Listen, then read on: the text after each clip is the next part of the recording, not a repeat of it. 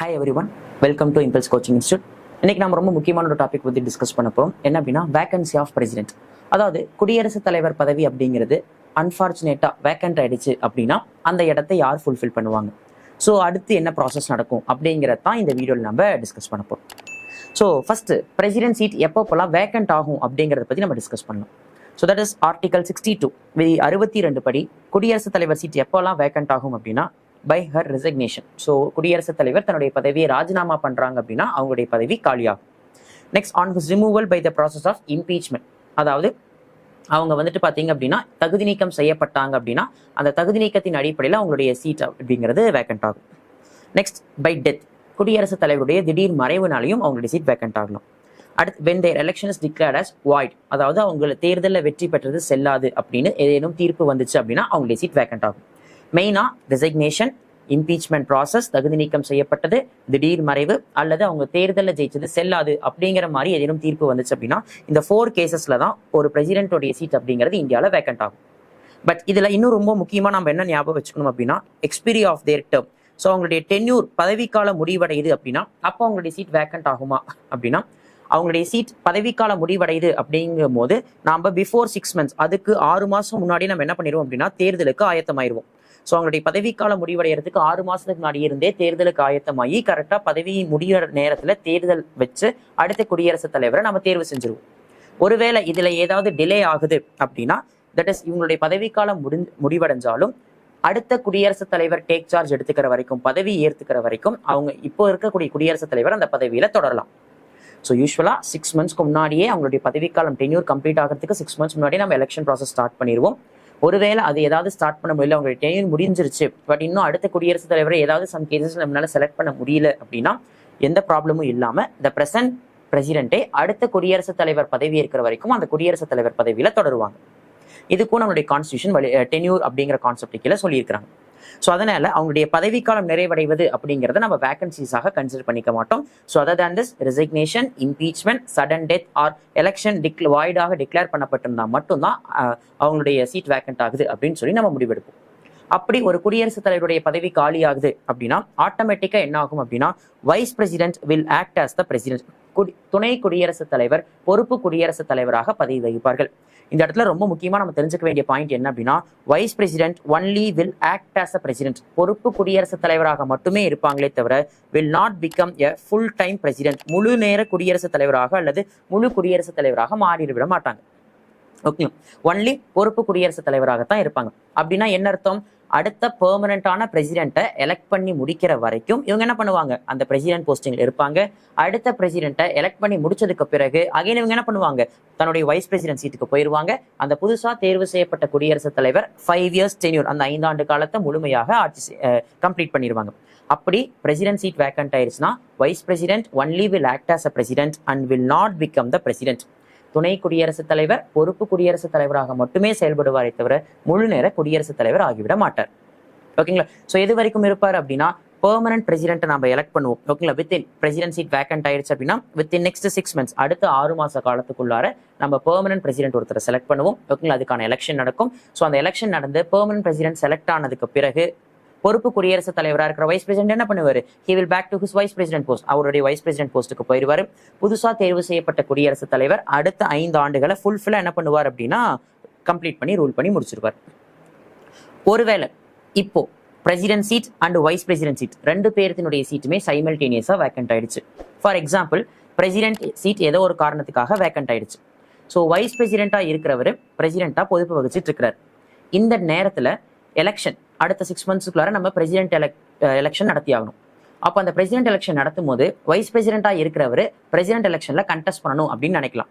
அப்போ ஒருத்தர் பிரசிடென்ட் எலெக்ஷன்ல கண்டெஸ்ட் பண்றாங்க அப்படின்னா தான் கிட்ட இருக்கிற எல்லா பதவிகளுமே ரிசைன் பண்ணிட்டு தான் அந்த எலெக்ஷன்ல கண்டெஸ்ட் பண்ணணும்.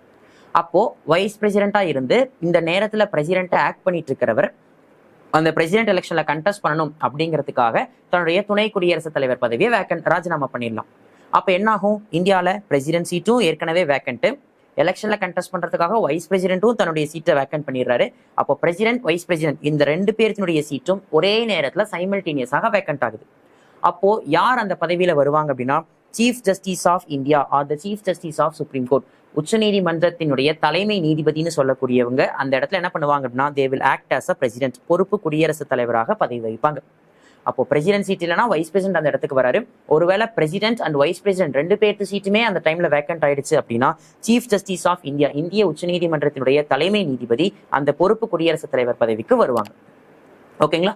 ஸோ அப்போ அவங்க என்ன பண்ணுவாங்க, அடுத்த 6 மாசத்துக்குள்ளார அந்த பிரசிடென்ட் எலெக்ஷன் நடந்து முடிகிற வரைக்கும் பொறுப்பு குடியரசுத் தலைவராக இருந்துட்டு ஸோ பெர்மனன்ட் பிரசிடென்ட் எலெக்ட் ஆனதுக்கு பிறகு மறுபடியும் அவங்க என்ன பண்ணிடுவாங்க, சீஃப் ஜஸ்டிஸ் இடத்துக்கே போயிடுவாங்க.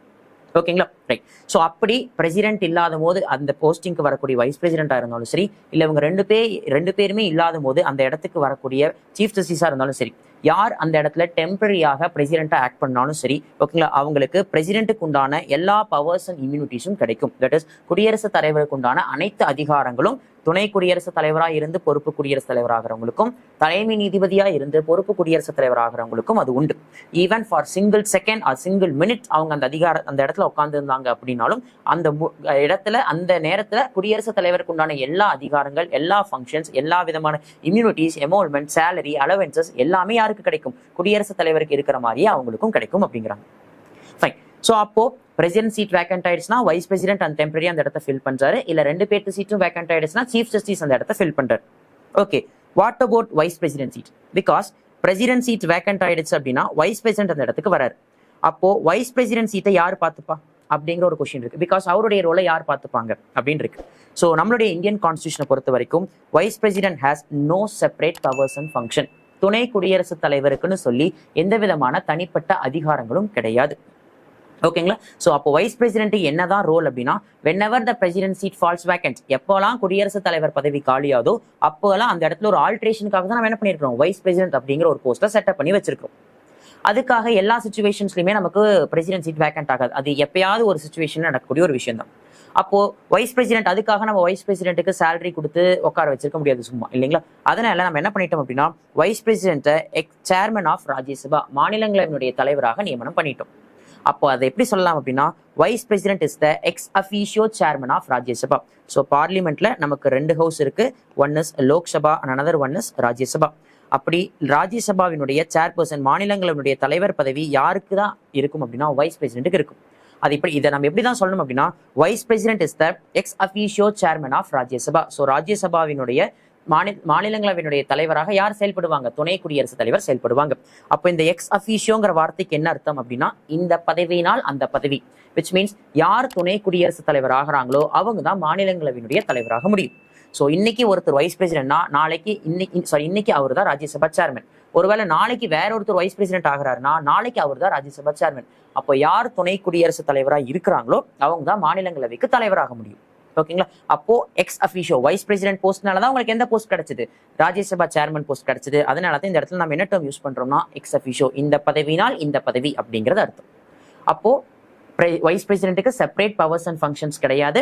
கண்டிப்பா பாத்தீங்க அப்படின்னா ராஜ்யசபாவுடைய சேர்மனா தான் அவங்க இருப்பாங்க.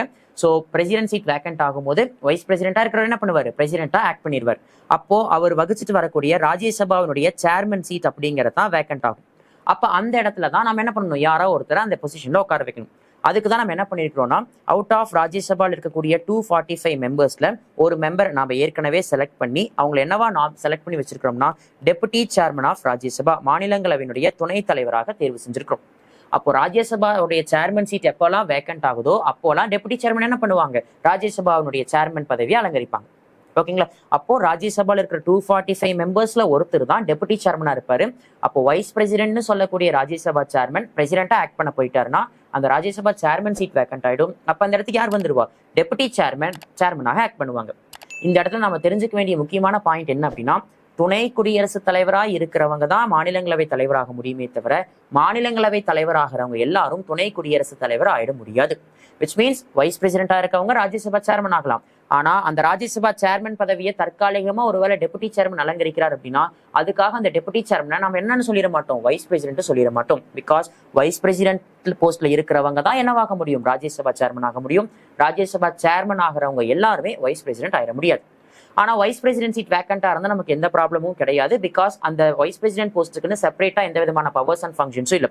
வெறும் ராஜ்யசபா சேர்மன் போஸ்ட்டை பாத்துக்கிறது மட்டும்தான். அதுக்காக தான் நம்ம டெபுட்டி சேர்மன் ஒருத்தர் உருவாக்கி வச்சிருக்கனால வைஸ் பிரசிடென்ட் சீட் வேக்கண்டா இருக்கிறனால இந்த இடத்துல நமக்கு எந்த ப்ராப்ளம்ஸும் வரப்போறது இல்லை. ஸோ அப்போ ஒரு பிரசிடென்ட் சீட் வேக்கண்ட் ஆச்சுன்னா வைஸ் பிரசிடென்ட் அந்த இடத்துக்கு வராங்க, வைஸ் பிரசிடென்ட் சீட்டும் அந்த நேரத்தில் வேக்கண்ட் ஆச்சுன்னா சீஃப் ஜஸ்டிஸ் ஆஃப் இந்தியா அந்த இடத்துக்கு வராங்க. ஓகேங்களா? ஒருவேளை அப்போ அந்த வைஸ் பிரசிடென்ட் சீட்டை யார் ஃபில் பண்ணுவாங்க? ஸோ ராஜ்யசபா சேர்மன் போஸ்ட்டை டெபுட்டி சேர்மன் ஃபில் பண்ணிப்பார்.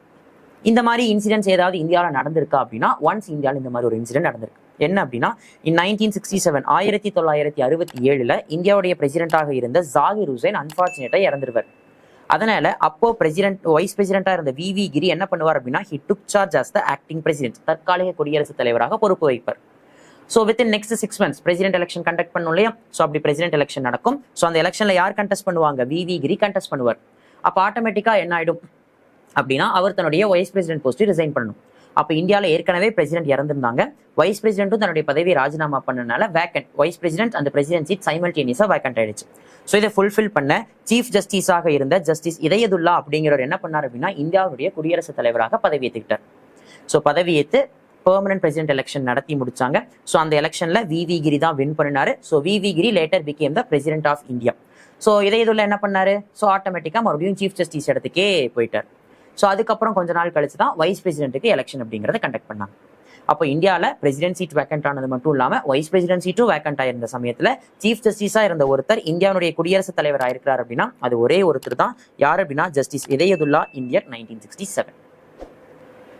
ஸோ இதுதான் பிரசிடென்ட் சீட் வேக்கண்ட் ஆகும்போது இந்தியாவில் நடக்கக்கூடிய அந்த நடைமுறைகள் அப்படின்னு சொல்லக்கூடியது. ஸோ வைஸ் பிரசிடென்ட்டுக்கு செப்பரேட் பவர்ஸ் அண்ட் ஃபங்க்ஷன்ஸ் இல்லைங்கிறதும், பிரசிடென்ட்டா ஆக்ட் பண்றவங்க பிரசிடென்ட் போஸ்ட்ல வரவங்க தற்காலிகமா ஆக்ட் பண்றவங்களா தான் இருப்பாங்க அப்படின்னும், ஆனா அவங்களுக்கு பிரசிடென்ட்டுக்கு உண்டான எல்லா பவர்ஸ் அண்ட் ஃபங்க்ஷன்ஸும் இருக்கு அப்படிங்கிறதையும் தெளிவா நம்ம ஞாபகம் வச்சுக்கணும். ஸோ இந்த மாதிரி இன்னும் நிறைய யூஸ்ஃபுல்லான கண்டென்ட்ஸ் தெரிஞ்சுக்கணும் அப்படின்னா நம்மளுடைய சேனலை சப்ஸ்கிரைப் பண்ணி ஃபாலோ பண்ணுங்க. Thank you all.